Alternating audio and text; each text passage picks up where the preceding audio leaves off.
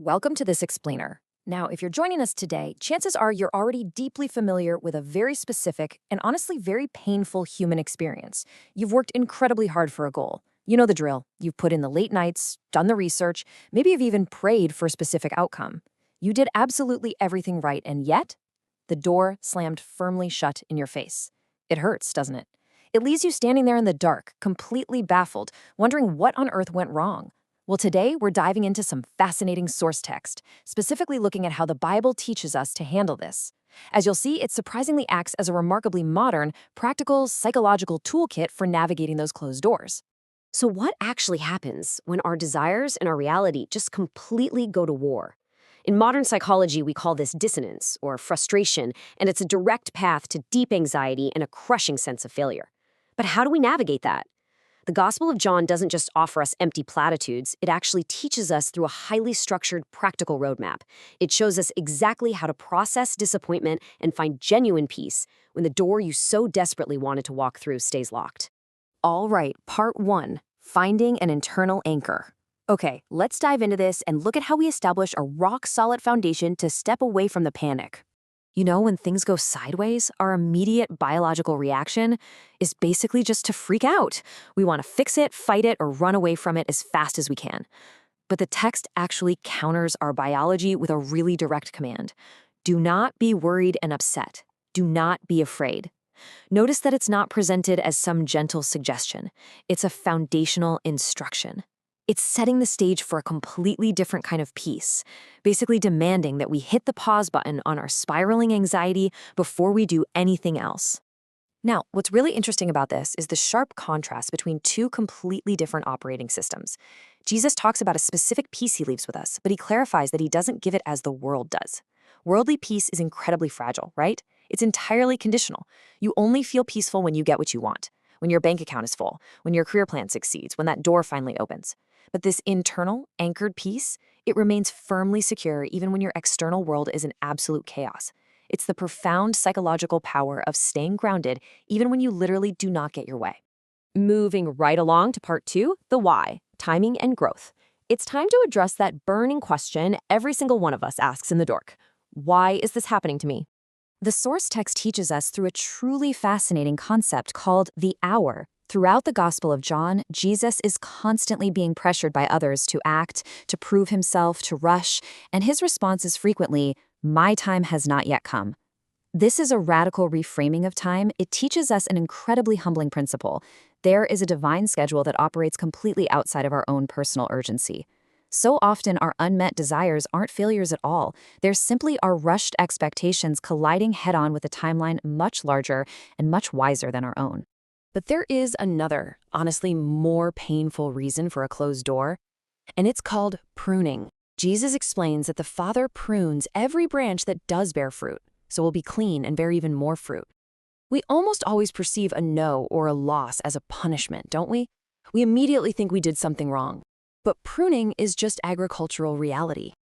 In fact, professional botanists will tell you that unpruned vines actually yield weak, bitter fruit over time. Pruning is the deliberate removal of something good to make room for something better that you just can't see yet. So a closed door is very often preparation, not punishment. That brings us to part three practical psychological shifts.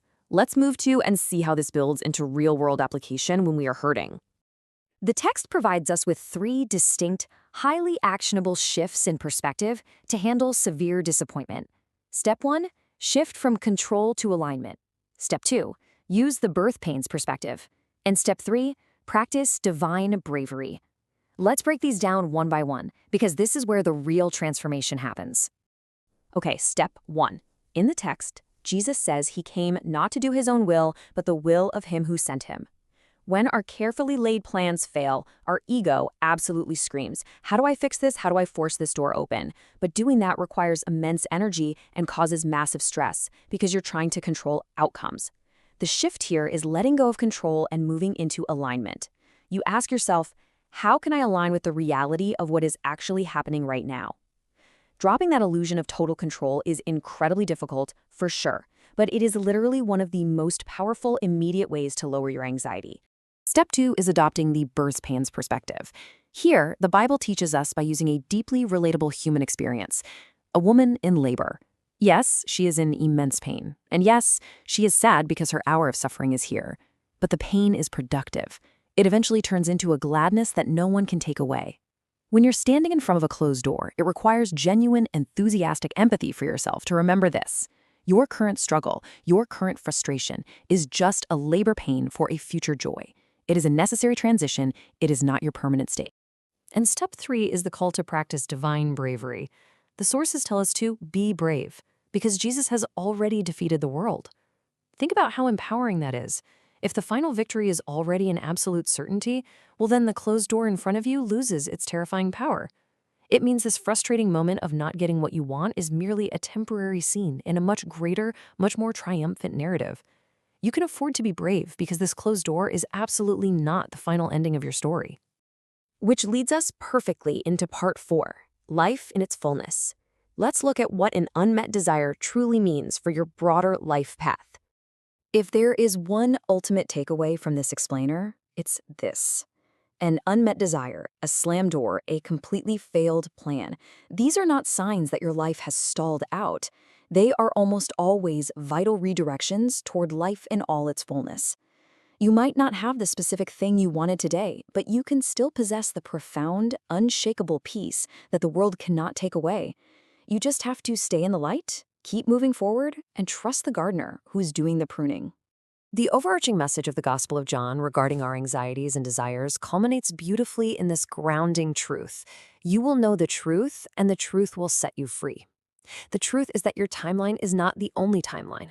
The truth is that pruning is necessary for growth. Recognizing those truths frees you from the exhausting treadmill of trying to force every single door open yourself. So I want to leave you with a thought to ponder long after this explainer ends. Think about the biggest frustration or the most painful closed door in your life right now. Let's look at it differently. If this closed door isn't a failure, but is actually just a pruning, what kind of incredible growth is it preparing you for? Take a moment with that thought, reframe your frustration, and thank you so much for learning with me today.